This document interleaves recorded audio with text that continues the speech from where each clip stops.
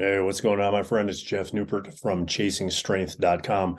And today we are continuing our video series on the 5 levels of kettlebell training, programming, and workouts. Okay, so today we are covering the wildly popular topic, which I call level 4 kettlebell woes. Now, before we get into this wildly popular topic, and you can tell I'm saying that with maybe a tinge of sarcasm in my voice here, let's do the old Zoom screen share here. We're going to pull up the level 4 pyramid. Okay, or the 5 level pyramid, I should say. We're going to highlight the level 4 exercises right there, the double kettlebell exercises. These are the basics: swing, clean, squat, military press, snatch, push press, and jerk. Yes, there are some others, but these are the basics. So let's talk about these woes.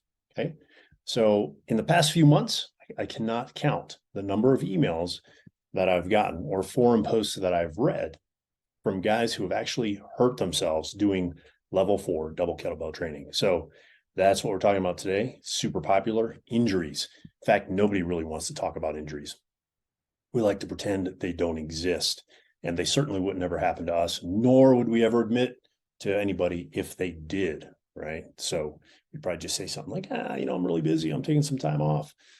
So let's talk about why these injuries keep happening, okay? There are 3 simple reasons.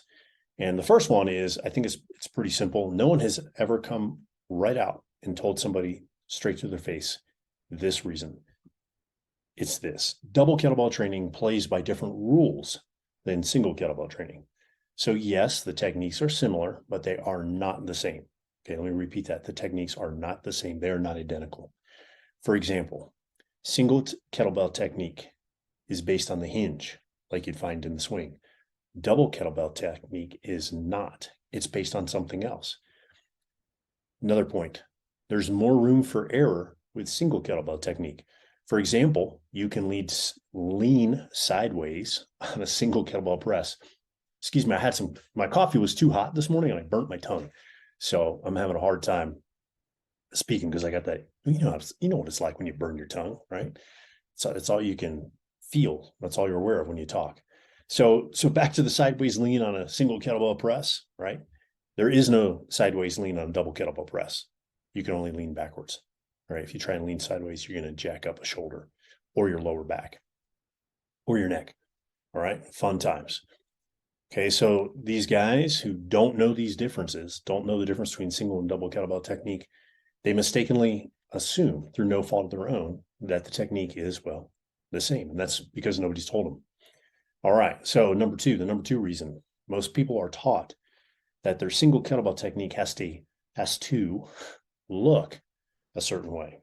All right, for example, the setup of the swing. The reality is this: your setup and your technique, although similar to mine, will not be the same as mine. So in other words, our technique will look similar. You'll be able to identify your swing setup as a swing setup and my swing setup as a swing setup, but they're not going to look identical. We're not going to have the same knee bend, the same angle of knee bend, the same angle of ankle bend, the same angle of lower back to hip bend, right? So the technical term is what we call the hinge, okay? That's not going to look identical. Now, why not? This is because we have different lever lengths, okay? You may have a short torso and I have a long torso. You may have long legs, I have short legs. You may have long arms, I have short arms. So how we set up for the swing is going to look totally different, okay? And that's going to be magnified when we're using a pair of bells versus a single kettlebell, okay? And as a result of this, as a result of everything has to look a certain way, we aren't taught what we should feel going on inside our bodies. Okay, we're not taught what muscles we should be feeling at what times and how the setup should feel. Okay, why is that important? Well, because it's the feeling that gives you the feedback that you're in the right position and the right muscles are working at the right times, and therefore you're doing things right. Does that make sense? Okay.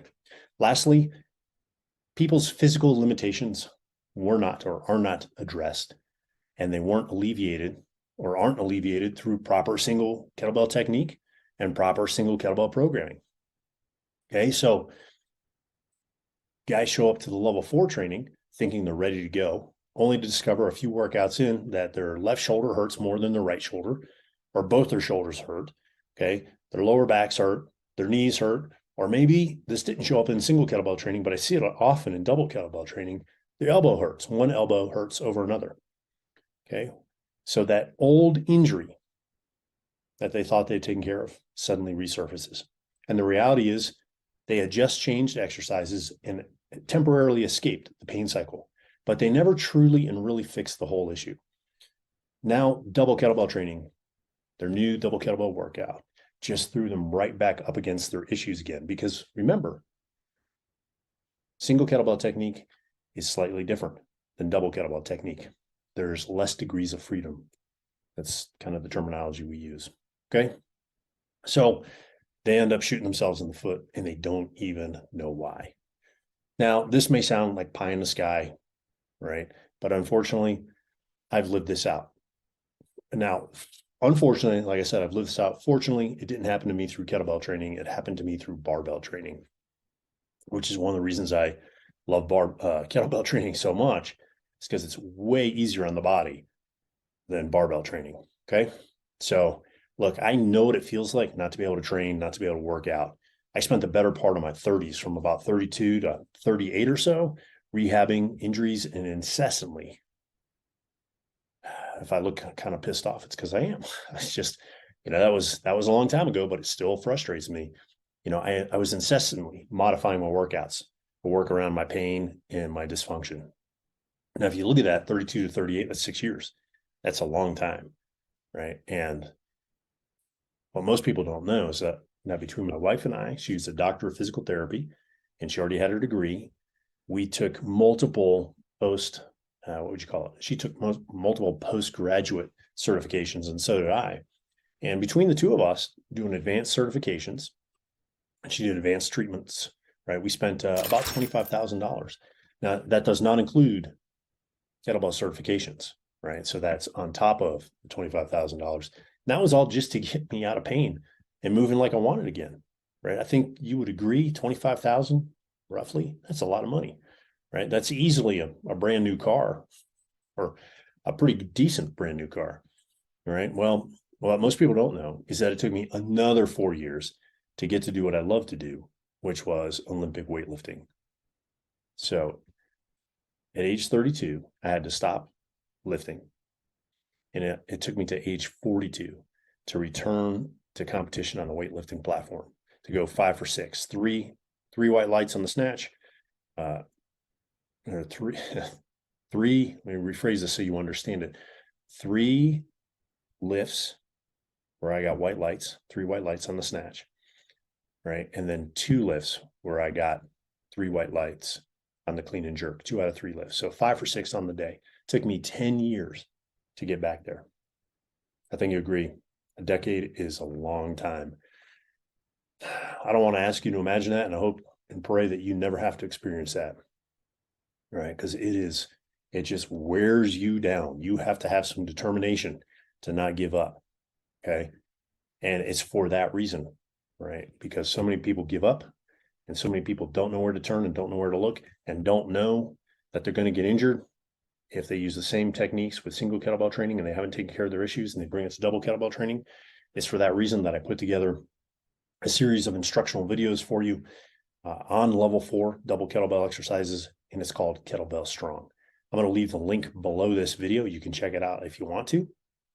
Inside, I cover everything you need to know about double kettlebell exercise technique, and we are even going to go over some restoration exercises, right? I can't say rehab, but restoration, so you can recapture some of the lost mobility you might have and be able to get into some positions like the jerk that you wouldn't be able to get into without doing these exercises. Because, hey, you probably have a lot of mileage on you, and if you're doing what I'm doing right now, sitting, that just tightens you right up. Okay, so if you have any questions, feel free to leave a comment below. All right, so hopefully you enjoyed this video. I love making it for you, and I will see you next time, my friend. Stay strong.